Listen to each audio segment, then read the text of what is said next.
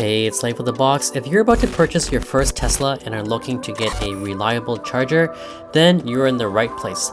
Today, I'm checking out the EVDance 32 amp level 2 mobile charger, and I'm going to compare it against the Tesla's own mobile charger.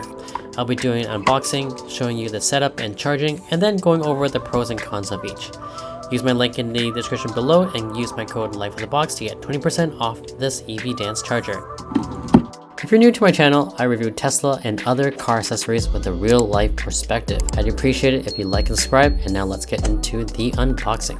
Alright, so let's quickly take a look at the box here. On the top left, this is again the NACS charging connector type, and it does 32 amps, 7.68 kilowatt hours. The cable is 25 feet long, and it is waterproof, rating up to IP66. Alright, so here is the carrying case compared to the Teslas. So you can see there is quite a substantial size difference, but mainly because the cable for the EVDance is thicker and longer at 25 feet. So it comes with the user manual and the wall connector. And taking a look at the charge connector here, very similar to the Teslas, with the button on the top here. Again, the cable is very thick. And here is the NEMA 1450 plug for the 220 volt, very heavy duty. Alright, now let's take a look at the charger itself. So it does have the LED indicator in the front, showing you the status of the charge, which is very convenient. And it also comes with the mount for the charger here. Very nice. Okay, so now we're going to go ahead and plug in the EVDance charger into my Tesla. So currently I have the OEM Tesla mobile charger plugged into my 220 volt. And then here is the EVDance. Alright, and then we're going to unwrap the new EVDance cable and note how thick the cables are. We're going to press the button on the Tesla charge handle, unplug that, and plug it into my Spigen wall charger holder. And then we're going to go to the 220 and just unplug that. And let's take a look, compare the EVDance with the Tesla NEMA 1450. Then we're going to plug the EVDance into the 220. And here we are. We've got an LED light. The blue LED light signals that it is in standby mode.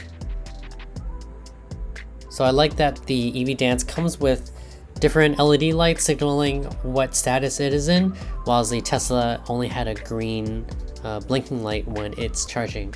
And here are the specs of the cable.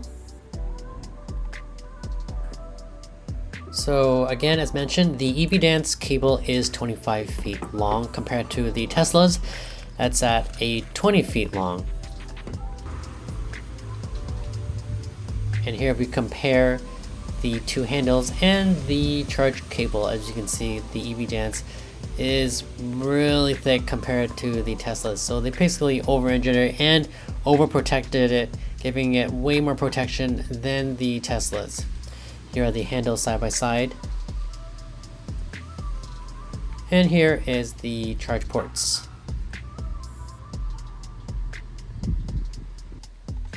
So now if we test the EVDance, goes right into my Spigen wall connector.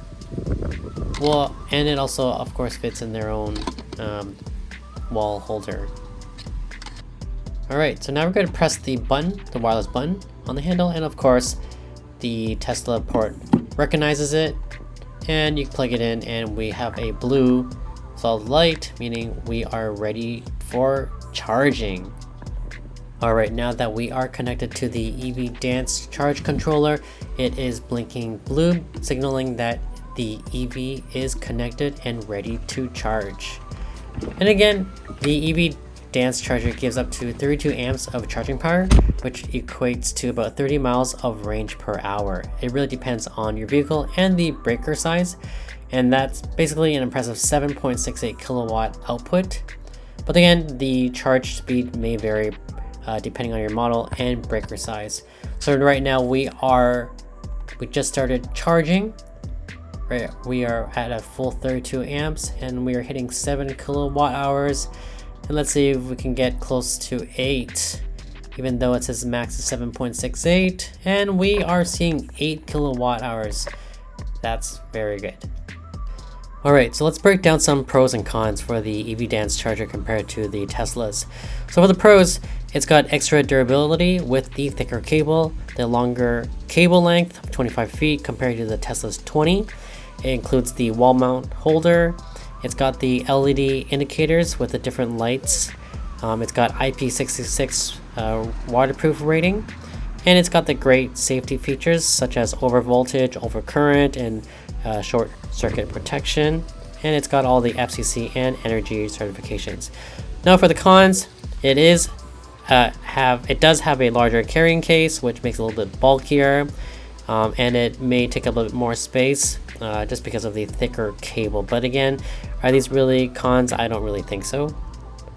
So I think if you're looking for a great replacement for the Tesla mobile charger, then you really should consider the EVDance 32 amp level 2 charger, which offers impressive features like, again, the thicker cable, a wall mount holder, and strong safety features. It's definitely a solid option, especially if you want something with extra durability. This charger really gives you a few additional perks like waterproof rating and LED indicator lights. That makes it, just really user-friendly. If you're considering a charger for your new Tesla or a replacement for your Tesla mobile charger, then honestly, I really recommend getting the EVDance charger. It's definitely worth a look. Anyways, use my link below and don't forget to use my code lifewithabox to get 20% off and score a really great deal on this charger. And thanks for watching. I hope this helps you make a decision when choosing the right charger for your Tesla. Don't forget to like, subscribe, and leave any questions in the comments below. That's it for now. I'll see you in the next video. Bye.